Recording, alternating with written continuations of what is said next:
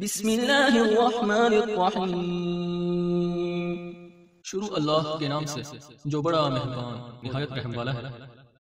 अगर आप कुरान और अहले बैत की हकीकी तालीमात से आशना होना चाहते हैं, अगर आप मकतब कुरान व अहले बैत की तौहीदी तालीमात को जानना चाहते हैं, अगर आप भी तौहीद इलाही और विलायत मोहम्मद व आले मोहम्मद अलैहिमुस्सलाम की इस तबलीगी दावत से जुड़ना चाहते हैं, तो हमारे इस चैनल को खुद भी सब्सक्राइब करें और अपने अहबाब को भी दावत दें। पाकिस्तान में मकतब के नौजवानों के लिए अपने तर्ज का पहला तबलीगी यूट्यूब चैनल अली रूहानी ऑफिशियल।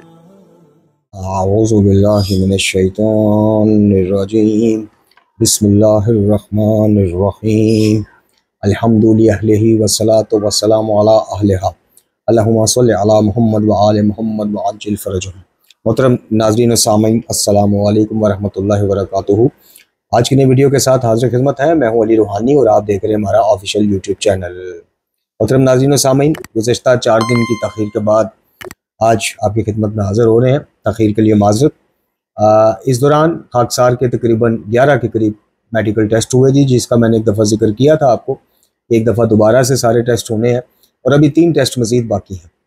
उन 11 में से अल्हम्दुलिल्लाह काफ़ी चीज़ें मुस्बत भी आई हैं, यानी बेहतरी की तरफ माइल, और कुछ चीज़ें ख़राब आई हैं। उनकी बाबत आपसे एक दफ़ा फिर इल्तमास से दुआ है।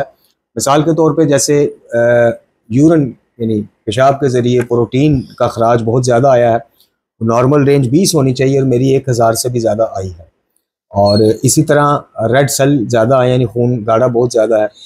और इसी तरह कुछ मामला जो हैं यूरन टेस्ट में निकले हैं जो इंडिकेट करते हैं कि मामला ख़राबी की तरफ गामजन हैं कुछ, और कुछ में बेहतरी है अल्हम्दुलिल्लाह।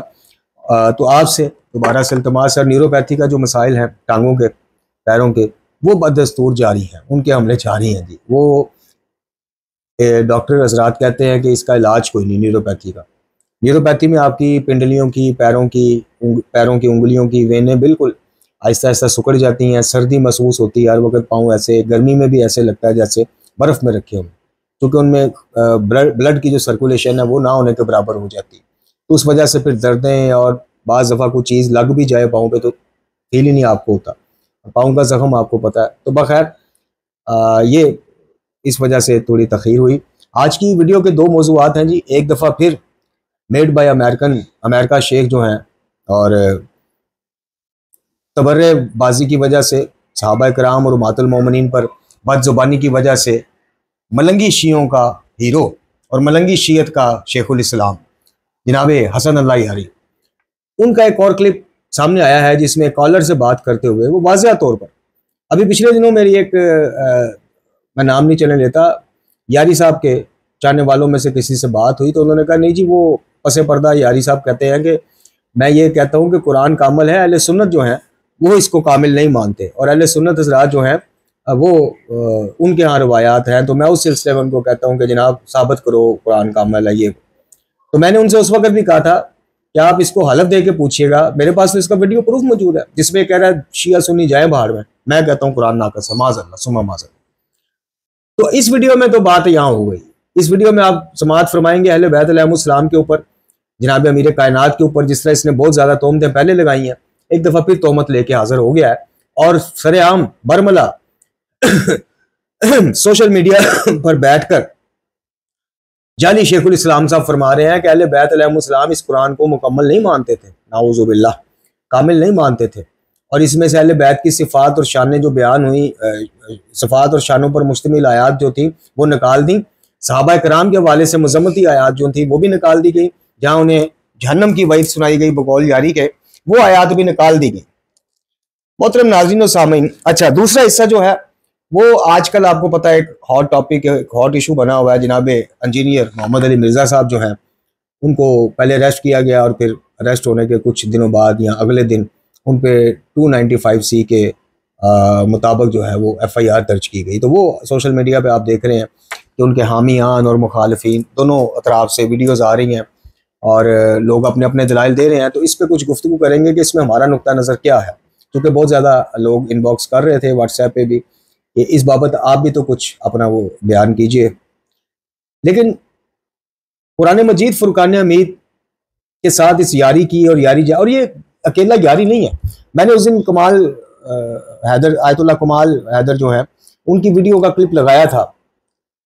तो ये अकेला यारी नहीं है, अक्सरियती तबका राइट शीयत में ऐसा है जो इस कुरान को मुकम्मल नहीं मानता, या जितना है उसको सही मानता है, लेकिन ये इस चीज़ का कायल ज़रूर है कि इसमें से वाक़अतन आइमा के नाम पर मुश्तमिल आयात भी निकाल ली गई और अहले बैत अलैहिस्सलाम की सिफ़ात के ऊपर जो मुश्तमिल आयात थी वो भी निकाल ली गई। मुखालिफीन अहले बैत की मजम्मती जो आयात थी उनकी मजम्मत वो भी निकाल ली गई। ये सरासर इल्ज़ाम है, धोखा है, और ये बिल्कुल दीन की जड़ काट देने वाला कीदा है।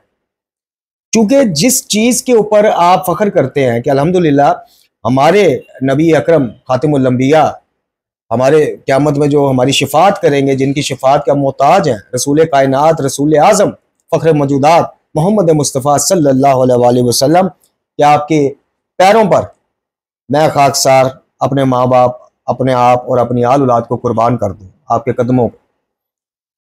हम फ़ख्र से कहते हैं कि हमारे नबी पाक पर जो किताब अल्लाह ने उतारी, आखिरी किताब, अल्हम्दुलिल्लाह वो ता क़यामत महफूज है। वो गुज़श्ता उम्मतों की तरह अपनी किताब में तारीफ जो कर देते थे या की हुई है, वो नहीं हो सकता।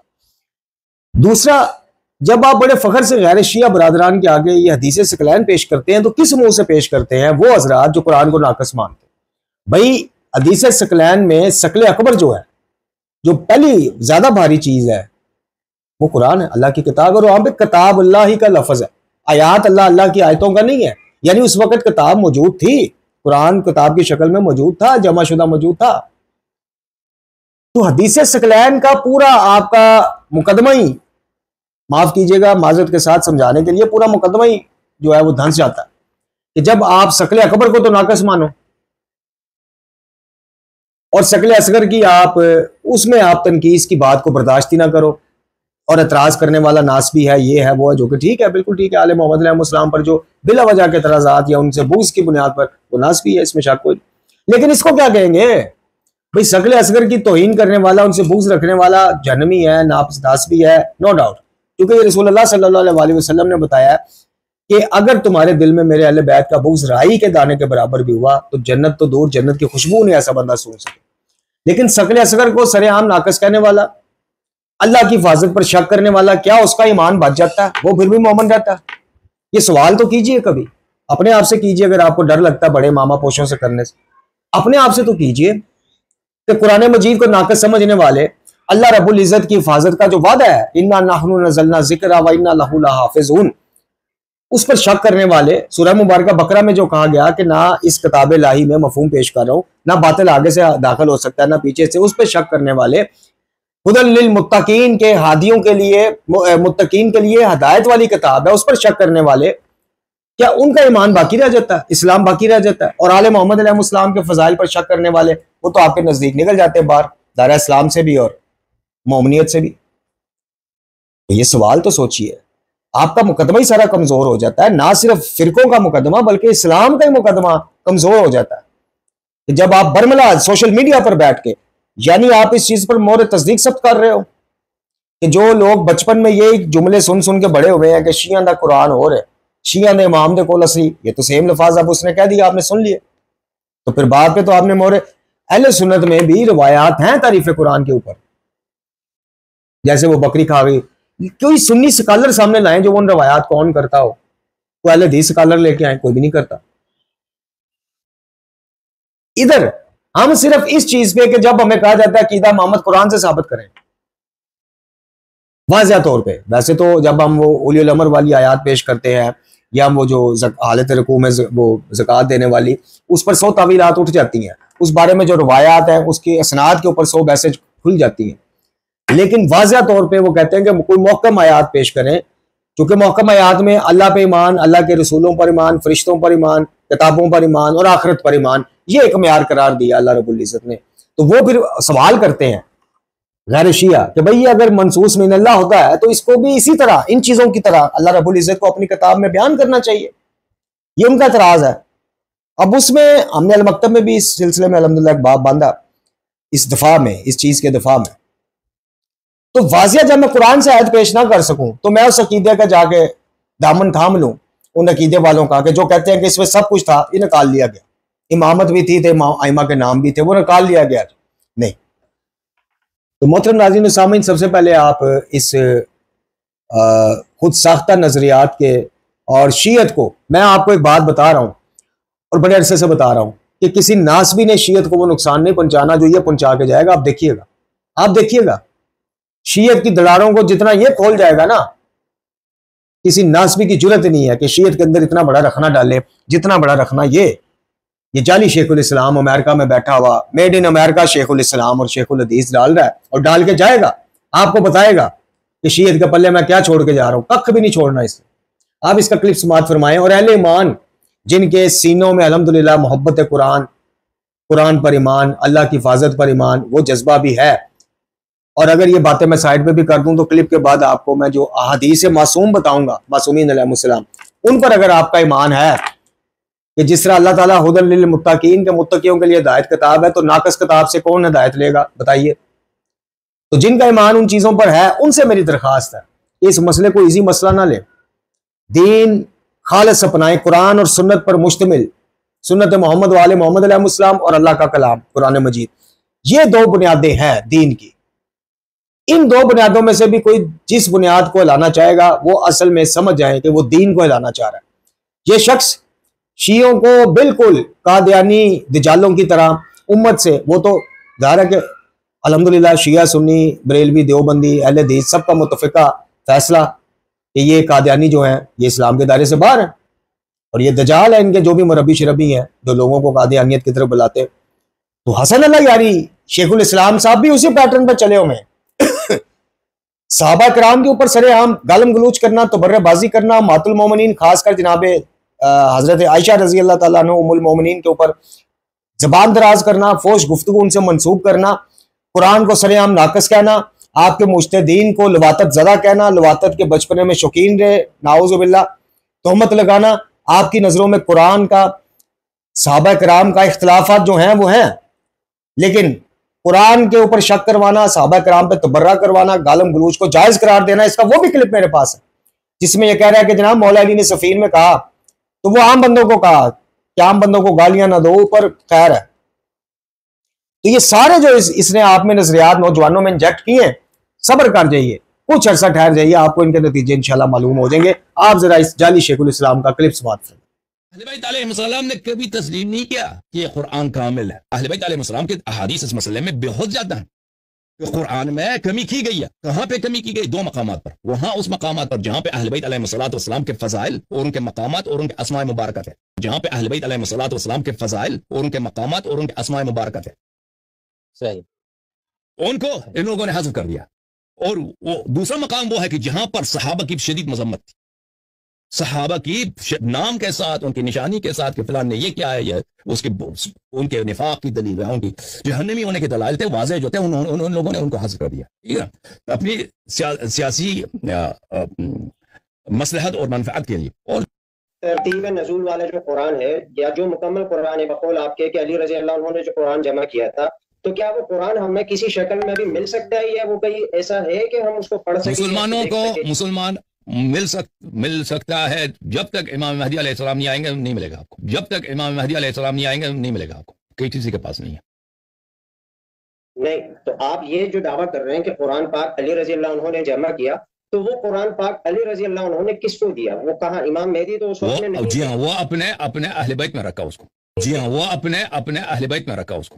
वो अगर मौला अली लोगों को दे देते, अपने असहाब के सामने रखते, तो वो वैसे भी चला देते, यकीन करें। हाँ, तो मैं यही कह रहा हूँ ना, वो मौला अली के बुग़्ज़ में हो तो कुछ भी कर सकते। मोहतरम नाज़रीन व सामीन, जाली शीयत के जाली नुमाइंदा, जाली शीयत के जाली शेखुल इस्लाम के जुबान से आपने अल्लाह के कलाम, जिसकी अदब तो चले, अदब का मामला एक अलग रखें कि जिसको अपना माम कायद और जिसको म्यार बनाने में हर मासूम की हदीस मौजूद है। अफसोस कि चंद जाली रवायात, मन घड़त रवायात, दुश्मनान इस्लाम की डाली हुई रवायात को ऊपर लेके तो ये बंदा किस तरह बरमला। और मजे की बात ये देखे कि जिस काफी से असूल काफी, जिसको यानी कुरान को ये नाकस मानते हैं, ये यारी ग्रुप जो है, और यारी की तरह और भी अजहान है।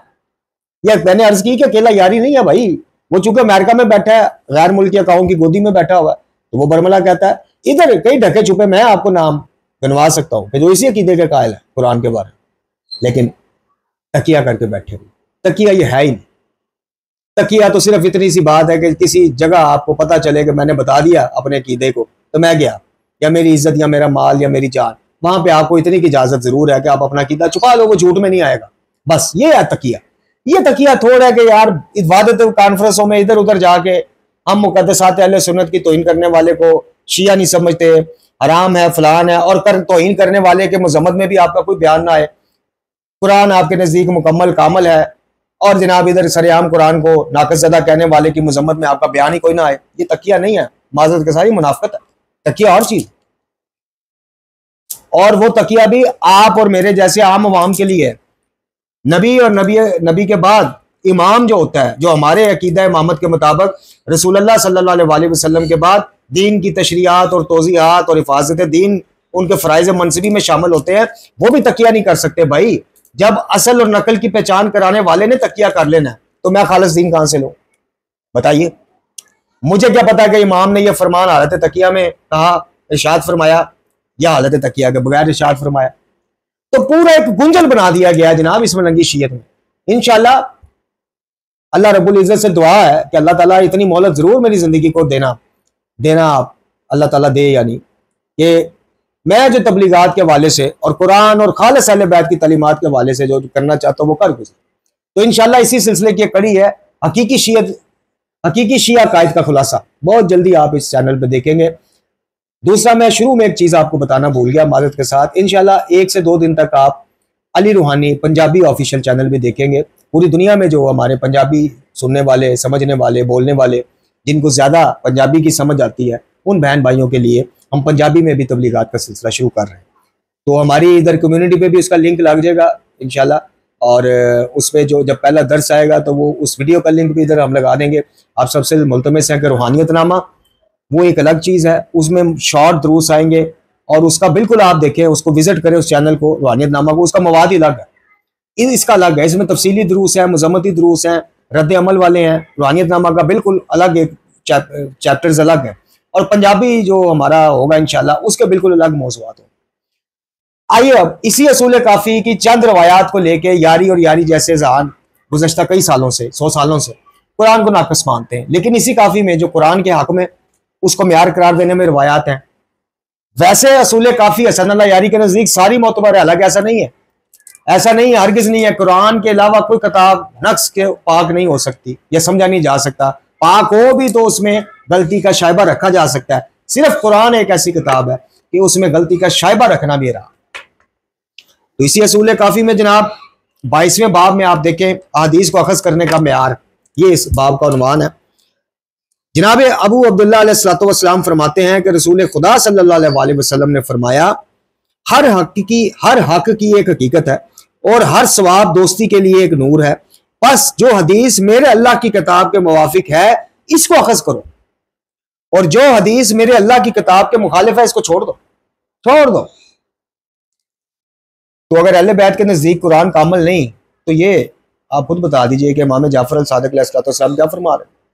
आगे आइए, इसी बाब में हदीस नंबर 3 जनाब अयूब इब्ने हुर बयान करते हैं कि मैंने अबू अब्दुल्ला अलैहिस्सलाम से सुना कि आपने फरमाया, हर चीज को देखें, कुल्ले शाइन का जब लफ्ज आ जाता है ना कि हर चीज को, कुल्ले शाइन, अब ये शाइन है, ये रिवायत या हदीस का कुल्ले अहादीस नहीं है, कुल्ले रिवायात नहीं है, कुल्ले शाइन, हर चीज को।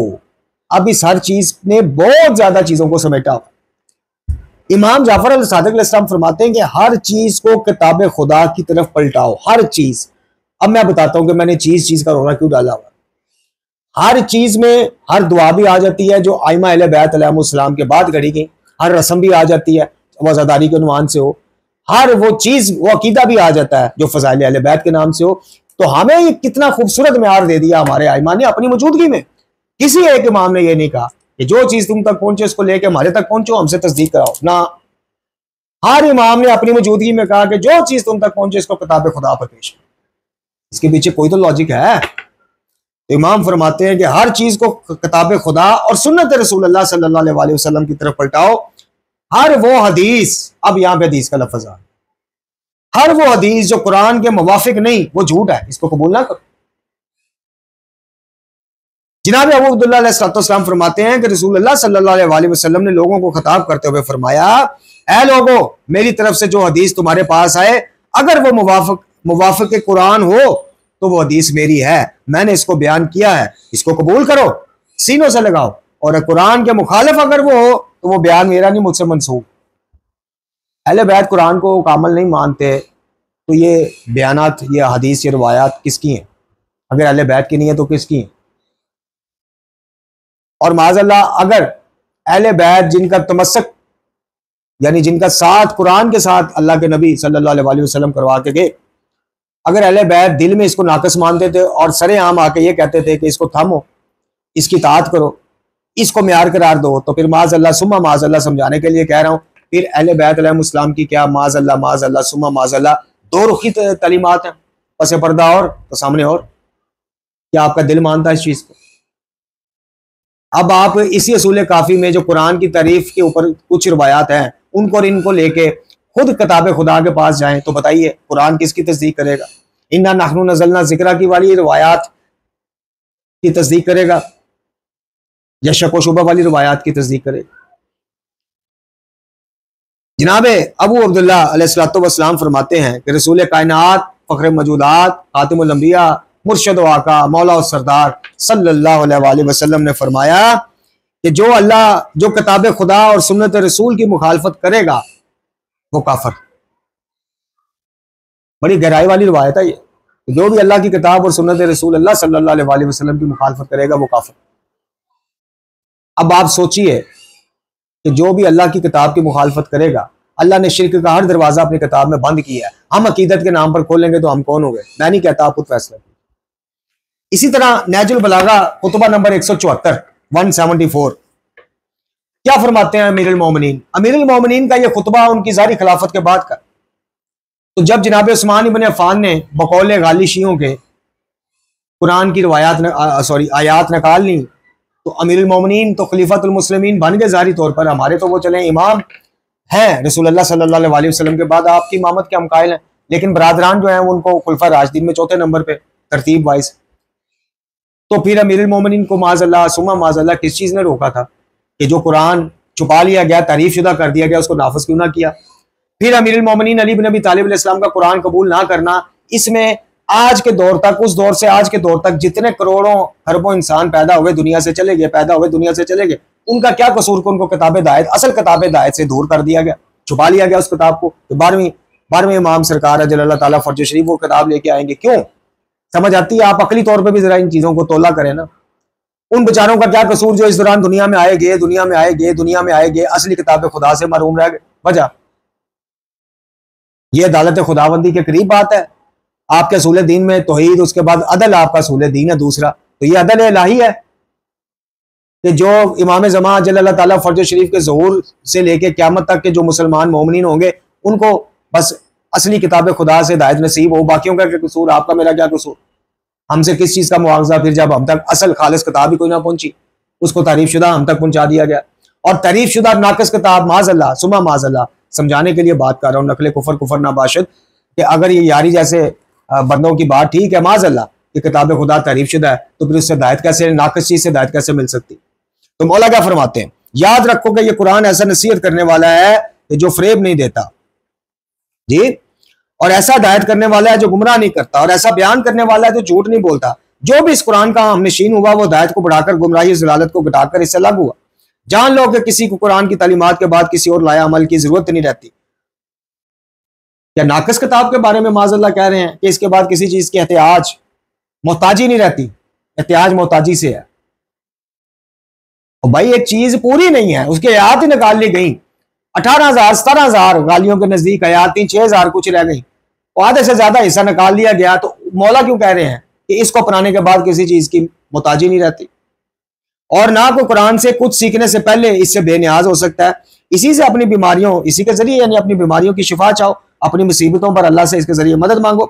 इसमें कुफ्र नफाक और हलाकत और गुमराही जैसे बड़ी बड़ी मर्जों की शिफा पाई जाती है। इसके वसीला से अल्लाह से मांगो, इसके वसीला से अल्लाह से मांगो, नाकिस किताब के वसीला से माज अल्लाह सुमा माज अल्लाह। और इसकी दोस्ती को लिए हुए इसका रुख करो, इससे दोस्ती करो नाकिस चीज से माज अल्लाह।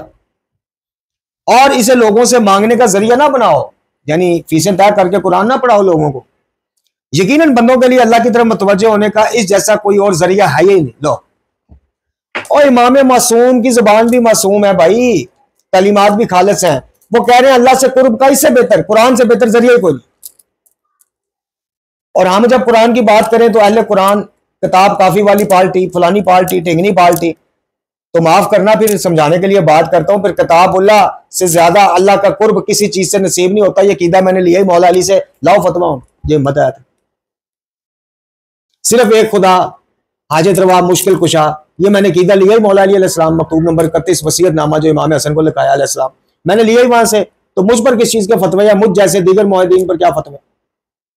तुम्हें मालूम होना चाहिए कि कुरान ऐसा शिफात करने वाला है जिसकी शिफात मकबूल है, और ऐसा कलाम करने वाला है जिसकी हर बात तस्दीक शुदा है। मौला तो आप ज़ारी खिलाफत के बाद ये खुतबा इरशाद फरमा रहे हैं, और ज़ारी खिलाफत या छुपी खिलाफत को आप छोड़ें। अमीर अल-मोमिनीन अली इब्न अबी तालिब अलैहिस्सलाम जैसा शुजा, इमाम अव्वल, और इमाम अव्वल अकीदा इमामत पढ़े जाके, फ़राइज़ मनसबी में ये चीज़ शामिल है कि कोई बदबख्त उठ के अगर दीन खुदा की पामाली का या किताब खुदा को तोड़ मोड़ने का, सुन्नत नबवी सल्लल्लाहु अलैहि वसल्लम को यजीद जैसा बदबख्त उठ के बदलने की कोशिश करेगा, इमाम अपने बच्चों समेत कुर्बानी दे देंगे, दीन पर आंच नहीं आने देंगे। यहाँ तो किताब इलाही पर बकौल गालियों की आंचें आ गई। किताब इलाही असल रही ना, खालिस रही ना, तो इमाम अली इब्न अबी तालिब अलैहिस्सलाम की खामोशी आपको समझ आती है। जात के ऊपर गुजरने वाले मसाइब पर खामोशी बिल्कुल समझ आती है। वो अहले बैत है, सखी कराना उनका काम ही ये था। बिल्कुल उनके फ़राइज़ मनसबी में उनको ऐसे अल्लाह ताला ने फरमा दिया, अजर रिसालत का मुस्तक करार दे दिया। इसीलिए था कि अपनी जात को हमेशा पीछे रखा, अल्लाह के दीन, अल्लाह के नबी सल्लल्लाहु अलैहि वसल्लम की सुन्नत को आगे। लेकिन जहां बात खुद किताब इलाही पर आ जाए, इमाम कैसे खामोश रह सकते? तो इसकी शिफात मकबूल और ऐसा कलाम करने वाला जिसकी हर बात तस्दीक शुदा है। क़यामत का दिन जिसकी शिफात कुरान करेगा वो इसके हक में मानी जाएगी, और क़यामत में जिसके अयूब ऐब ये बताएगा इसकी कौल की तस्दीक की जाएगी। कुरान कहेगा कि अल्लाह इस बंदे ने मुझे नाकस समझा, नाकस कहा, और इसका नशर-ओ-शात की। देखो, कुरान की खेती बोने वालों के अलावा हर खेती बोलने वाला अपने माल के नतीजे में मुब्तला है। लिहाजा तुम कुरान की खेती बोने वाले और इसके पैरोकार बनो, इसके मुक्तदी बनो, इसको इमाम मानो। अब कुरान पार्टी कौन है? अब किताबुल्लाह वाली पार्टी कौन है? अल्हम्दुलिल्लाह हम हैं, चूंकि हमारे मौला है। हम नबी खुदा सल्लल्लाहु अलैहि वसल्लम के बाद जिनको दीन देने का वसीला और जरिया मानते हैं, इमाम बरहक मानते हैं, वो इमाम हमें कह रहे हैं कि तुम कुरान की खेती बोने वाले बनो और इसके पैरोकार बनो। एक तरफ आपका जाली शेखुल इस्लाम है, एक तरफ इमाम अव्वल है। देख लो शियो, तुम यारी के शिया बनना चाहते हो कि अली के? मोहतरम नाज़रीन और सामीन, खुतबात, हर चौथा खुतबा कुरान की तारीफों से लबरेज है। दावत फिक्र बस यही है कि खुदा के वास्ते इस शीयत को सलाम कह दो कि जिस शीयत में कुरान नाकस है, जिस शीयत में कुरान किताब लाही अल्लाह की हिफाजत का वादा माज अल्लाह सुम्मा माज अल्लाह नाकस है, उस शीयत से तुमने फिर और क्या लेना? आओ हकीकी शीयत की तरफ।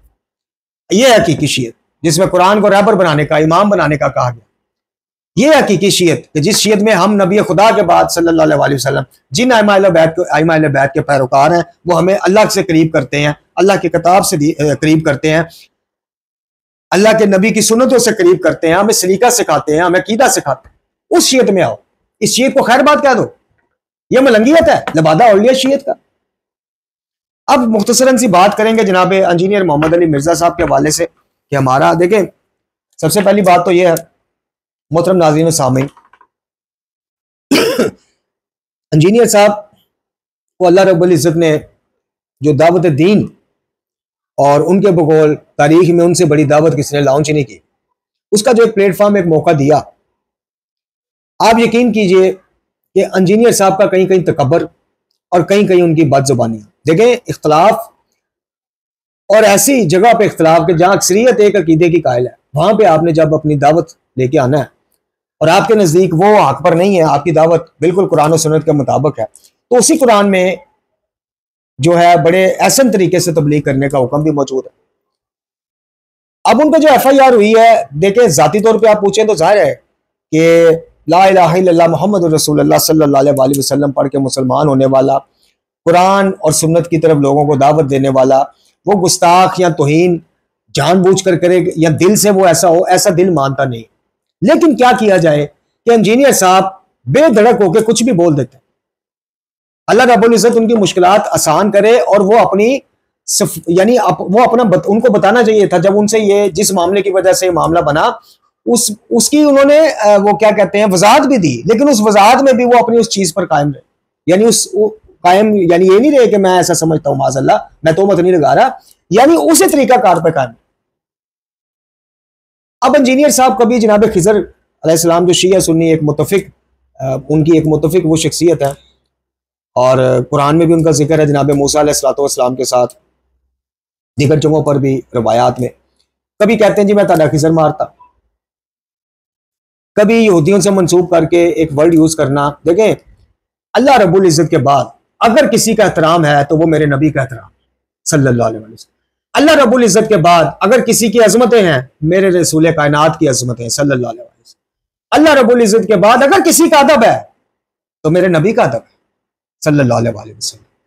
तो बहुत एक मोमिन एक मुसलमान को बहुत अदब और एहतराम और प्रोटोकॉल जो दीन इस्लाम ने जो अल्लाह की किताब ने हमें सिखाया है कि नबी पाक सल्लल्लाहु अलैहि वसल्लम का जिक्र खैर कैसे करना है, उनसे मुखातब कैसे करना, आवाजें बुलंद मत करना, ये सारी चीजें गुफ्तगू करते हुए आप किसी को भी कोट कर रहे हैं तो थोड़ा सा आपको तहम्मुल के साथ सुथरे और सुलझे अल्फाजों के साथ आपको ये करने की जरूरत है। कहीं पे आप जनाब यहूदियों से मंसूब वो लफ्ज बोल देते हैं और वही लफ्ज जब आपके बारे में बोला जाता है तो आप कहते हैं कि जी बाजारी जुबान। तो ये चीजें कुछ ऐसी हैं और भी बहुत कुछ चीजें हैं। फ्रेंच में गालियां देना यानी बगैर तर्जुमे के कुरान पढ़ना, माज़अल्लाह ऐसा है जैसे फ्रेंच। तो मिर्जा साहब को आज जिन मुश्किलात का सामना है, जैसे जनाब अमीर कायनात अली इब्न अबी तालिब अलैहिस्सलाम का फरमान है कि जुबान ऐसा दरिंदा है कि अगर खुला छोड़ दोगे तो तुम्हें खा पी जाएगा, तुम्हें फाड़ देगा, जो असल अल्फाज है कि तुम्हें फाड़ देगा। बाकी मैंने अर्ज की कि बाकी मामला फिर जाहिर है कहीं से कहीं निकल गए। जाहिरी चीजों को खुद मिर्जा साहब ने कई क्लिप्स में फरमाया है कि फतवा जाहिर पे लगता है। अब जाहिरी चीजों के वो एक उनके पास वीडियो की सूरत में वो मौजूद है।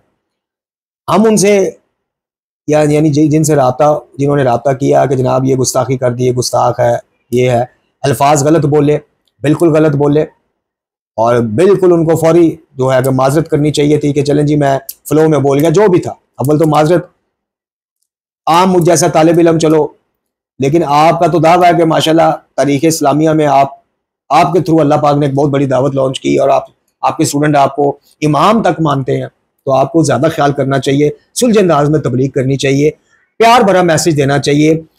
बाकी जो औलिया के हवाले से जो जाहिर है कि अब एक हमारा भी सूफीज़म के बारे में जो शिया का एक मकतबे तशय्यो का एक हकीकी मकतबे तशय्यो का जो नुक्ता नज़र है, लेकिन अब क्या हम जो अक्सरियत हमारे भाई इसके कायल हैं, अब हम उन तक अपनी बात या पैगाम पहुंचाने के लिए खुदा न खास्ता उन बुजुर्गान के ऊपर उस तरह की बात करें कि एक बंदा हमारी बात सुनने के बजाय हमसे पहले दूर हो जाए। तो ये चीज़ें हैं जनाब।